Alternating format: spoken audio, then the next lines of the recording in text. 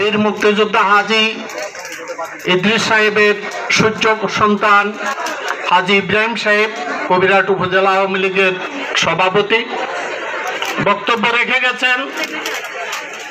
আমাদের recognised leader Kabirhat উপজেলা আওয়ামী লীগের সংগ্রামী সাধারণ সম্পাদক এবং আজকের অনুষ্ঠানের উদ্বোধক জনাব জহিরুল হক রায়হান।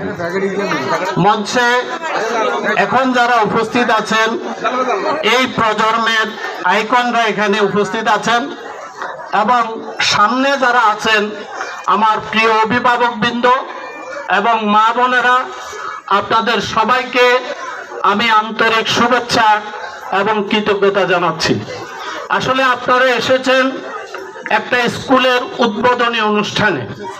স্কুলটার প্রতিষ্ঠার ইতিহাস, কেন এই স্কুল সৃষ্টি হচ্ছে, কোথায় থেকে এই চেতনা উজ্জীবিত হচ্ছে, কার লালিত স্বপ্ন এখানে বাস্তবায়িত হচ্ছে, কাদেরকে এই লালিত স্বপ্ন নিয়ে আগামী দিনের বাংলাদেশের যোগ্য নাগরিক হিসাবে গড়ে তুলবে, আপনাদের সেই সন্তানদেরকে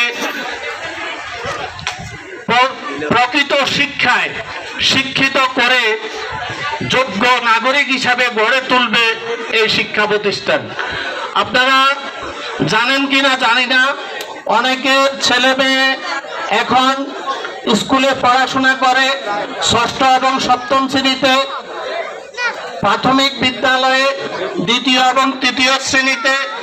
আপনারা জানেন যে সরকার নতুন একটা শিক্ষাক্রম চালু করেছে এবং এই শিক্ষাক্রমের মধ্যে আপনার জীবন ভিত্তিক লাইফ ওরিয়েন্টেড এডুকেশন সরকার ইন্ট্রোডিউস করেছে।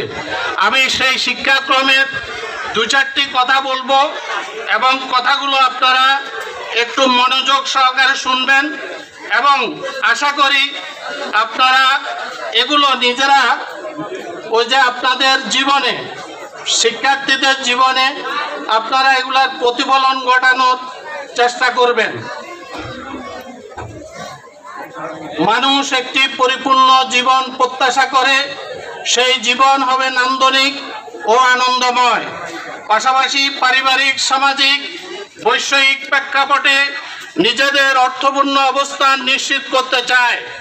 শিক্ষার অন্যতম উদ্দেশ্য জীবন নান্দনিক, আনন্দময়, অর্থবহ করে তোলা এবং সেই সাথে শিক্ষার্থীদের জীবিকা অর্জনের উপযোগী, যোগ্য, সৃষ্টশীল, মানবিক মানুষে পরিণত করা। একই সঙ্গে পরিবর্তনশীল প্রেক্ষাপটে শিক্ষা একজন দায়িত্বশীল নাগরিক হিসেবে গড়ে তোলাই শিক্ষার উদ্দেশ্য। পরিবর্তনশীল পৃথিবীতে মানুষ ও জীবন জীবিকা বদলে যাচ্ছে প্রতিনিয়ত। প্রযুক্তির উত্তরোত্তর উৎকর্ষ সাধনে পরিবর্তনের গতিও হয়েছে অনেক দ্রুত পরিবর্তনশীল এই বিশ্বের সাথে মানুষের অভিযোজনের কোনো বিকল্প নেই। প্রযুক্তির উন্নয়নের মাত্রা পৃথিবীর ইতিহাসে যে কোনো সময়ের চেয়ে এগিয়ে চলেছে অভাবনীয় গতিতে। চতুর্থ শিল্প বিপ্লবের পর্যায়ে কৃত্রিম বুদ্ধিমত্তা বিকাশে মানুষের কর্মসংস্থান ও জীবন প্রণালীতে যে পরিবর্তনের আভাস দিচ্ছে, তার মধ্য দিয়ে যন্ত্র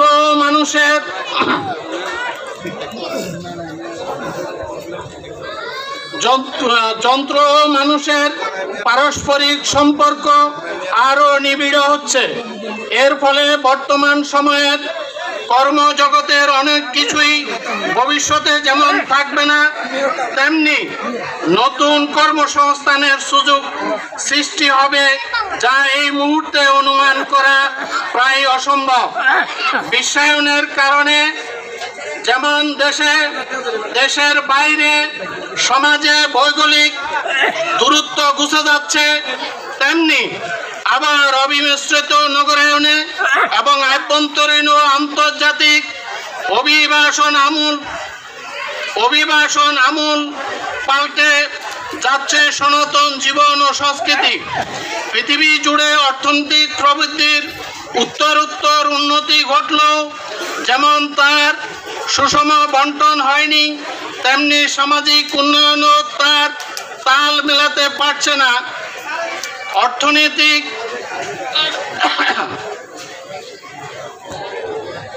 অর্থনৈতিক প্রবৃদ্ধির গতির সঙ্গে, যার ফলে এখনো পৃথিবীতে রয়ে গেছে ক্ষুধা, দারিদ্র, অশিক্ষার মতো মৌলিক সমস্যাদি ঘনীভূত হচ্ছে।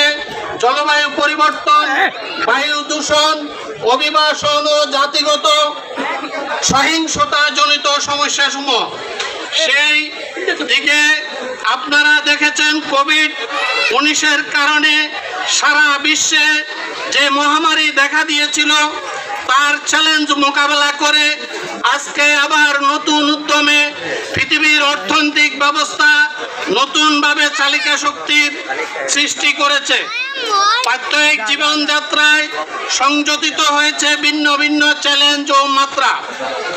এই চ্যালেঞ্জ ও সম্ভাবনার দ্বারপ্রান্তে দাঁড়িয়ে তার টেকসই ও কার্যকর সমাধান এবং সমস্যার পূর্ণ সুফল পাওয়ার জন্য জ্ঞান, দক্ষতা, ইতিবাচক দৃষ্টিভঙ্গি, দূরদর্শী, সংবেদনশীল, অভিযোজনে সক্ষম, মানবিক ও যোগ্য বিশ্ব নাগরিক প্রয়োজন। একবিংশ শতাব্দীর তথা তথ্য প্রযুক্তির পরিবর্তনের সঙ্গে তাল মিলিয়ে সেরকম যোগ্য নাগরিক সৃষ্টি করাই হচ্ছে আজকের যে নতুন শিক্ষাক্রম, তার প্রেক্ষাপট। এই প্রেক্ষাপটে আমাদেরকে এই যে শিক্ষা, গতানুগতিক শিক্ষা, পরীক্ষা নির্ভর এবং মুখস্থ নির্ভর, এটা 300 বছর ধরে চলে আসছে। এই পরিবর্তনের সাথে ওই শিক্ষা ব্যবস্থার আমূল পার্থক্য আপনারা ইতিমধ্যে দেখেছেন। সেই আলোকে সরকারি সকল শিক্ষককে আপনারা ইতিমধ্যে প্রশিক্ষণ দেওয়া হয়েছে। আমরা আশা করব এই আইডিয়াল স্কুল ওই শিক্ষক প্রশিক্ষণে অংশগ্রহণ করে আপনার সন্তানকে যোগ্য নাগরিক হিসাবে এবং আর্টিফিশিয়াল ইন্টেলিজেন্সি, দ্যাট ইজ যাকে বলা হয় কৃত্রিম বুদ্ধিমত্তা, সেই বুদ্ধিমত্তা সম্পন্ন বিশ্ব নাগরিক গড়ে তোলাই হচ্ছে আজকের দিনে সরকার তথা এই বাংলাদেশের সামনে সবচেয়ে বড় চ্যালেঞ্জ। আমরা অনেকেই দেখি এই চ্যালেঞ্জ মোকাবেলায় আমরা পিছিয়ে পড়লে চলবে না, এই চ্যালেঞ্জকে আমাদের মোকাবেলা করতে হবে। এবং আজকে এখানে যে স্কুল শুরু করেছে, এটা নিশ্চয়ই এর মধ্যে কোন শূন্যতা অনুভব হয়েছে এই এলাকার দানবীর এবং শিক্ষা অনুরাগী বিদ্যুৎ সাহেব মানুষদের মাঝে। ওই শূন্যতা পূরণ করার জন্যই তারা আজকে যে দৃঢ় পদক্ষেপ নিয়েছে, এই পদক্ষেপের সাথে আমরা যে যেখানে আছি তাদের এই পদক্ষেপের সাথে একাত্মতা প্রকাশ করে আমরা তাদেরকে সহযোগিতা করব। এবং আমি আরেকটা কথা আজকে দায়িত্বহীনভাবে বলতে চাই, এই আইডিয়াল স্কুল যেন আইডিওলজি সৃষ্টি করতে পারে, মুক্তিযুদ্ধের চেতনায় যোগ্য নাগরিক সৃষ্টি করতে পারে, অসাম্প্রদায়িক চিন্তা চেতনা সম্পন্ন নাগরিক তৈরি করতে পারে, যে নাগরিক গুলো হবে মানবিক গুণ সম্পন্ন এবং ভালো মানুষ। আমরা আরো একটি কথা দায়িত্বহীন ভাবে বলতে চাই, এই যারা এটার সাথে জড়িত তারা আশা করি আমাদের এই প্রচেষ্টা এটা অব্যাহত থাকবে। এবং আমি এখন এখানে একটা স্বপ্নের কথা বলে যাই। এই স্বপ্নটা বঙ্গবন্ধু একবার অদৃশ্য স্বপ্ন দেখেছেন, বাংলাদেশ স্বাধীন হবে। বঙ্গবন্ধুর কন্যা 2041 সালে একটা অদৃশ্য স্বপ্ন দেখেছেন, এই বাংলাদেশকে ডিজিটাল এবং স্মার্ট বাংলাদেশ তৈরি করে বিশ্বে উন্নত রাষ্ট্র হিসাবে প্রতিষ্ঠিত করবে। আর আমি একটি স্বপ্ন দেখতে চাই, এই আইডিয়াল স্কুল এটার সাথে সাথে আগামী দিনে এটি কলেজে রূপান্তরিত হবে। আমি এই আশাবাদ ব্যক্ত করে আমার বক্তব্য, আমার মনে অনেক বেশি হয়ে গেছে, অনেক বক্তব্য বেশি হয়ে গেছে, তবে আমি যে কথাগুলো বলেছি এই কথাগুলো আমাদের প্রত্যেকটা মানুষের জীবন দিয়ে উপলব্ধি করা দরকার।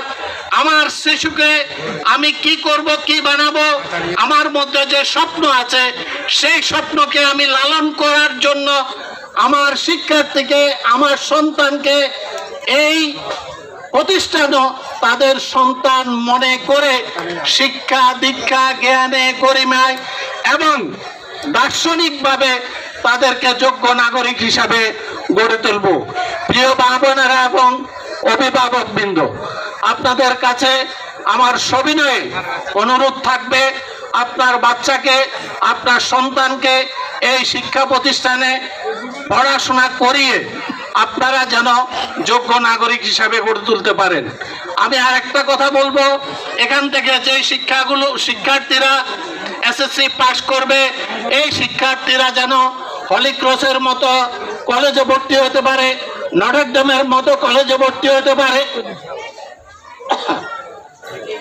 এখান থেকে যারা পাস করবে, যারা পাবলিক বিশ্ববিদ্যালয়ে যেন ভর্তি হতে পারে এবং আমার এলাকার এই মেধার যে বিকাশের একটা চর্চা কেন্দ্র এখানে শুরু হয়েছে, এখান থেকে এই মেধাবীরাই যোগ্যতম স্থানে পৌঁছবে।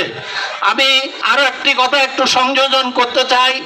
আমার দুটি ছেলে মেয়ে আল্লাহর রহমতে আপনাদের দোয়ায় তারা ওই হলি ক্রসের মতো কলেজে পড়ছে, চট্টগ্রাম প্রকৌশল ও প্রযুক্তি বিশ্ববিদ্যালয়ে পড়ছে এবং তারা দুইজনেই ইঞ্জিনিয়ার হয়েছে। আমার ছেলেটা আপনার চট্টগ্রাম প্রকৌশল ও প্রযুক্তি বিশ্ববিদ্যালয় থেকে বিএসসি ইঞ্জিনিয়ারিং কমপ্লিট করে এখন